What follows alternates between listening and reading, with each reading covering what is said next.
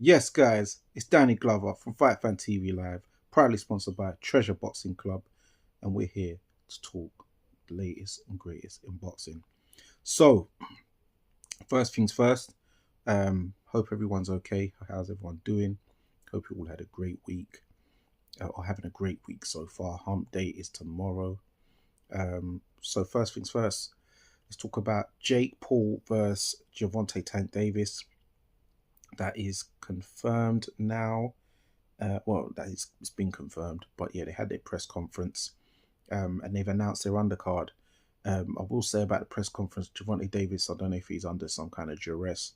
I don't know if Jake Paul's paid some kind of legal fees or something to get him off, some charges or something, but he seems very disinterested and doesn't really seem like he's really interested in fight. The press conference was very strange, very un-tank like. Um, I know there's some strange rules in there as well, where Jake Paul will be 195 pounds. They're saying Javante Davis has to be 60 pounds lighter, which will make him 135, his normal fight weight. But does he have to weigh in at 135? Can't he weigh in 140, 145, 143, something like that? Make himself a bit more comfortable, or does he have to boil down? Well, come on, it's a bit strange that. Why there got to be a 60 pound deficit? Um, So I do need to get that one clarified, that in part the information clarified. I know they went 12-ounce gloves. It'll be over 12 threes. It's an official bout. Um, but yeah, I guess Javante Davis is getting that money. People saying they feel the fix is in. They feel the fight is fixed. That Javante Davis is selling his soul, things of that nature. So they think Jake Paul's going to win because Javante's going to let him. Um, who knows? I know Mike Tyson exposed him about Jake paid him an extra certain amount of money not to, go heavy and, get busy on him properly. So who knows? The circus continues. But he does seem very not on it. Maybe, I don't know if what was going on there, but Jake Paul doing the old MMA, UFC type thing, and Tank's got his hands in his pockets, just looking like, why am I here? What is this? What? And Jake's looking at him like, come on, help me sell it. Tank's not playing ball. But it is what it is. But for the undercard, we've got my side piece, Alicia Baumgartner.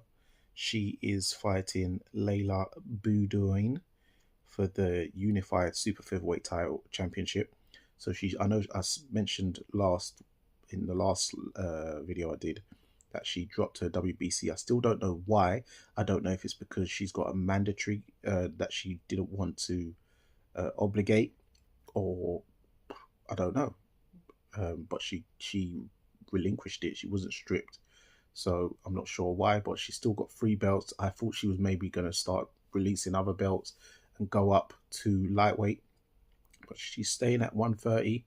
And she's defending against Layla Boudoin, who is she is 13-1 with 2 KOs, and Alicia Baumgardner is 16-1 with 7 KOs, and they are fighting under men rules. So they'll be doing 12 3-minute rounds. So they're saying this is historical. Obviously, we know Amanda Serrano is the only other one who's done that. Yeah, so they're doing. Alicia Baumgardner's doing 12 threes. I remember her saying in the past, "I'll be up for doing 12 threes if you're paying me more money." So she must be getting that. She's getting that bread. But we know Jake Paul's paying the good money.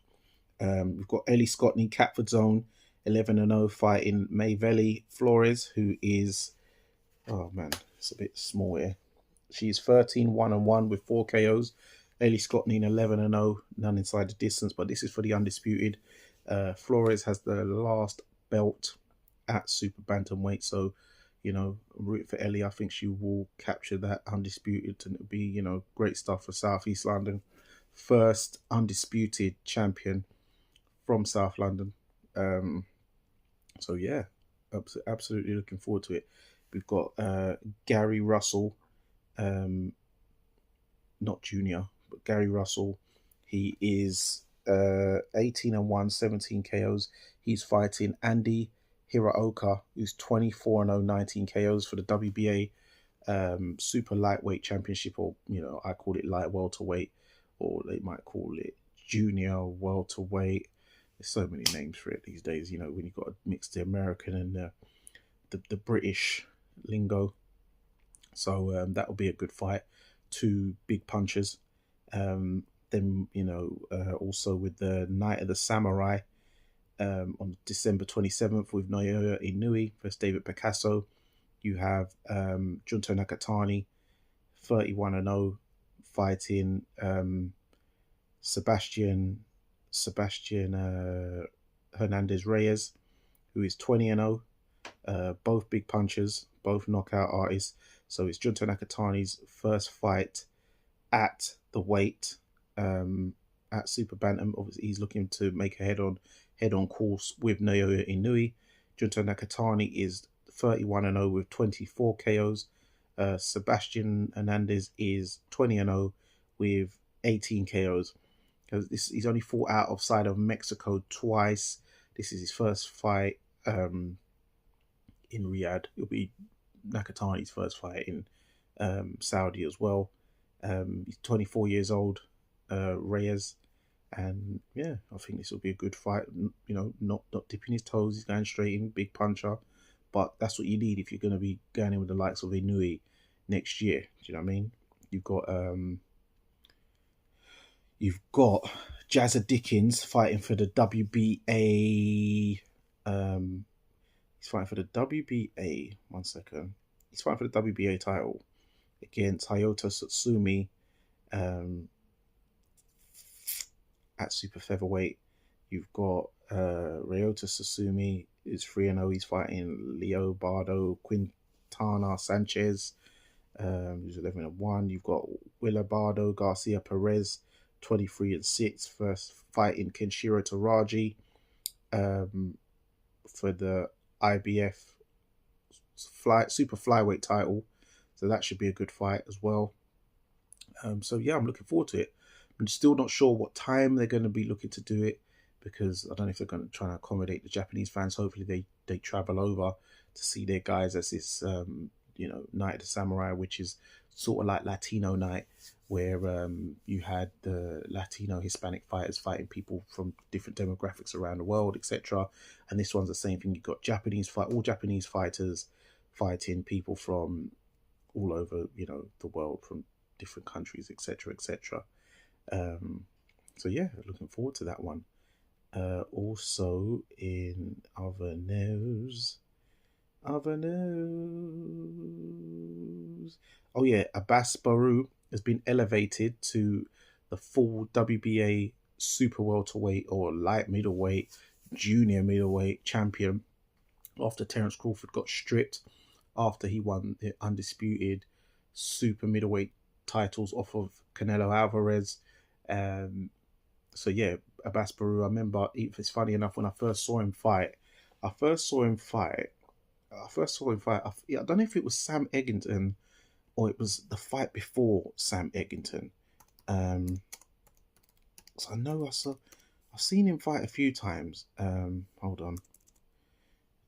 It might have been the fight before the Sam Eggington fight, But when I did see him fight, the first time I saw him fight on Channel 5, I was like, right, this guy reminds me of Terence Crawford. He looks like a bit like him, and his body shape, his body dynamics looks like Terence Crawford. So it's funny, he's the ascendant of him. Abbas Baru is 17-1, 9 KOs, from Germany, but he is originally from is it Liberia or something like that, I believe. Did I see him fight? It might. Was it Your Cool versus? Was it this fight? Was it this show? Yeah, I think it was. I think I first saw him fight in 2023 against Ferenc Katona, and he knocked him out. Yeah, in the third round, and then I next saw him against Sam Eggington. He won that on points for the European title championship. Then obviously he's fought Macaulay McGowan in his last fight. He just beat that unbeaten Cuban, Yoenis Tellez, who I remember him knocking out. Was it Sandor Martin? I think it was Sandor Martin. No, Sergio Garcia. I remember him. He knocked out. Sorry, the other Spanish guy, because they were like double trouble. Them two coming over here dealing with the UK boys. But yeah, he beat Yoenis Tellez, the Cuban. Dropped him in the last round. Very good fight out in America. So yeah, he's been elevated to full WBA champ. So don't know who he's gonna be fighting as his first defense. But Wasserman Promotions, Nissi and Cali Souderland, they got a world champion on their hands. Could do some great stuff. Don't know if the homecoming Liberia, I don't know, or keep him over here in the UK because he's building up a good following. Or you can have a fight in Germany. I know that what's his name?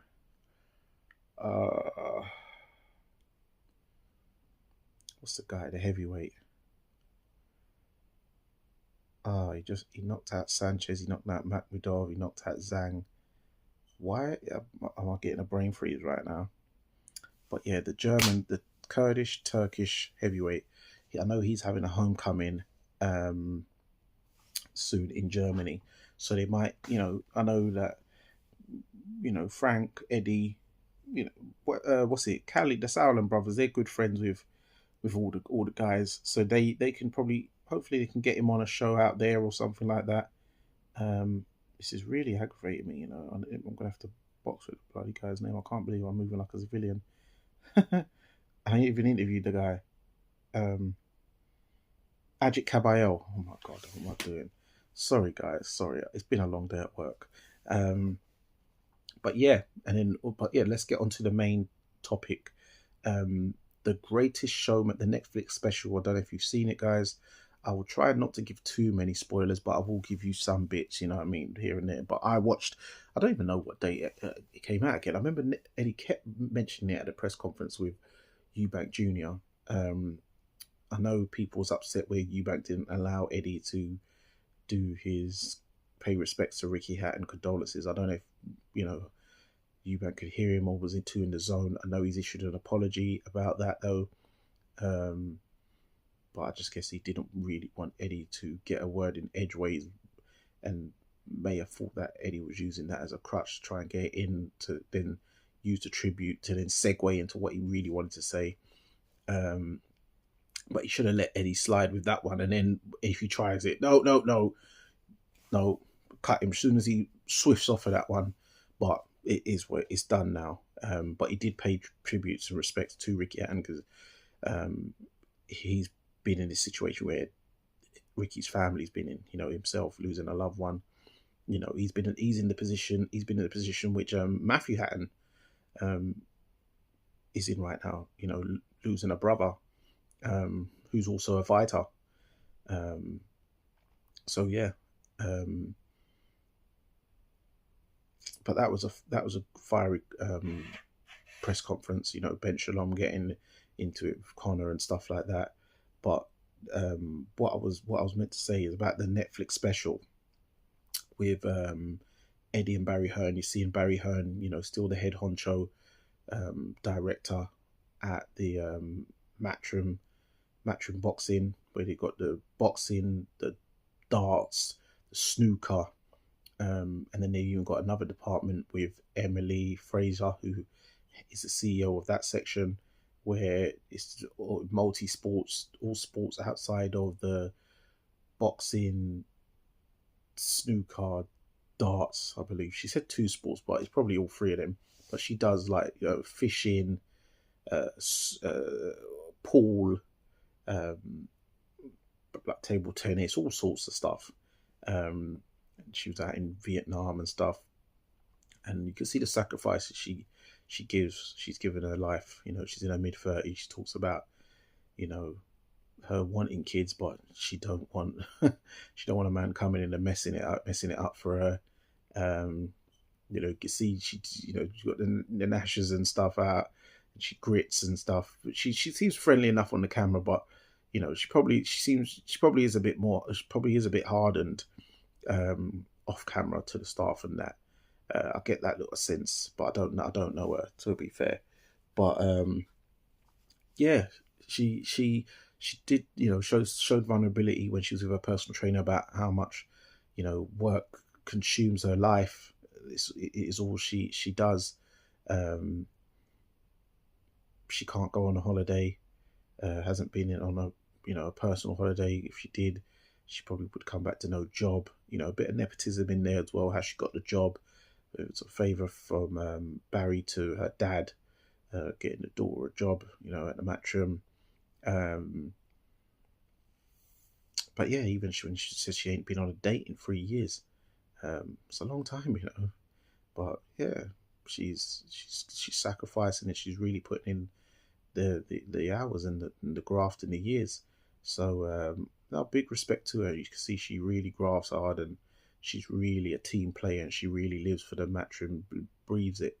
The guy who is the CEO of the darts, his name's Andy, I believe.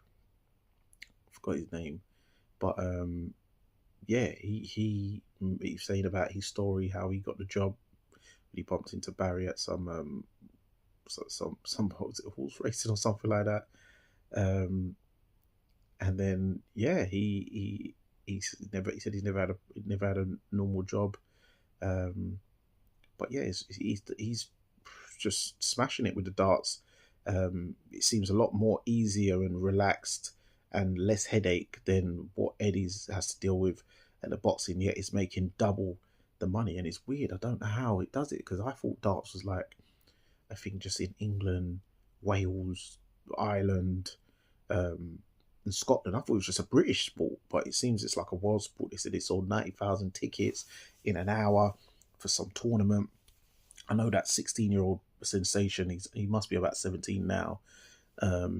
When he won the world title, and it's just mad interesting how it makes so much money. I don't know what the ticket prices are. I know on Sky, when you're a Sky customer, you get like offers for go matches and football, rugby, darts comes up in there, F1. So I see that come up sometimes. I here and there put a little. I don't know if I've even put a bid in for that one for darts, because it's normally like somewhere a bit mad. But yeah, I see the big jugs and stuff like that. You see Ronnie O'Sullivan in there make a cameo playing his pool and stuff. Interesting when you see that. When he plays the southpaw left hand way, and Eddie building bridges and stuff like that. Good to see. He's focused.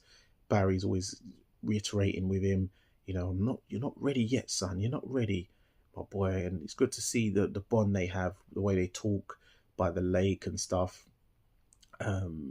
Barry's going through things. They talk about a lot of personal stuff, but Barry's always talking about business, keeping the legacy of the business, what he started. He's come from humble beginnings, from an estate.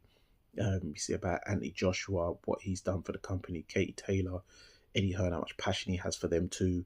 Getting into it with Jake Paul's guy and the security trying to block him out of the changing room, and yeah, it's all going off, and you can see the emotion in being summoned to the hotel of Turkey Al Sheikh, His Excellency and Frank Warren.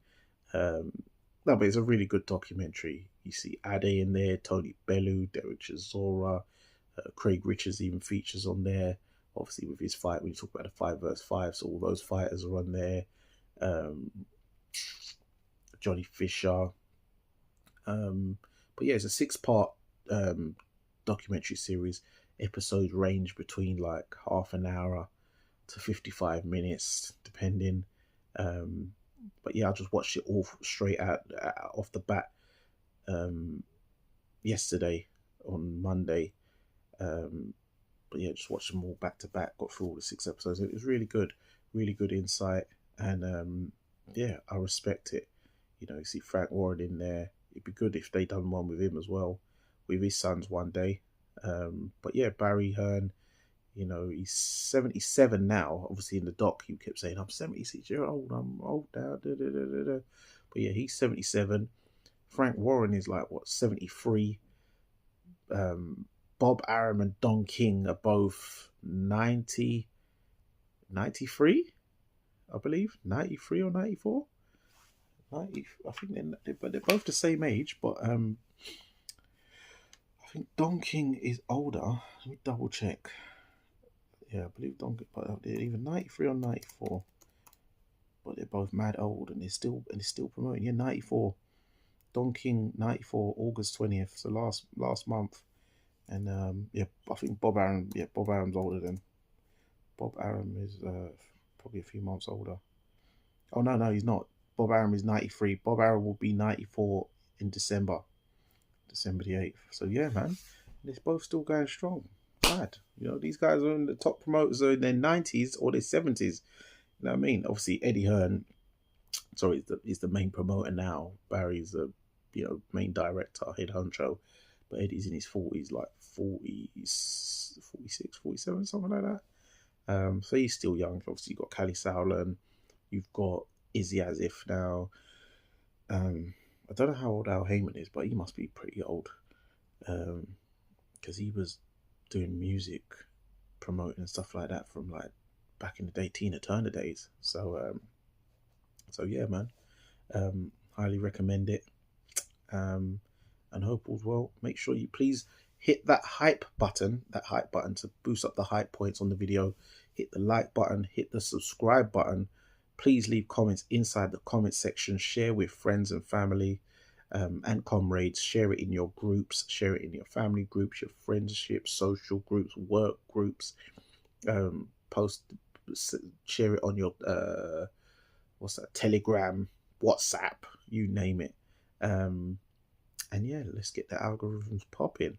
But yeah, until next time, it's Danny Glover from Fight Fan TV Live, proudly sponsored by Treasure Boxing Club. And remember, guys, persistence beats resistance. You know what it is.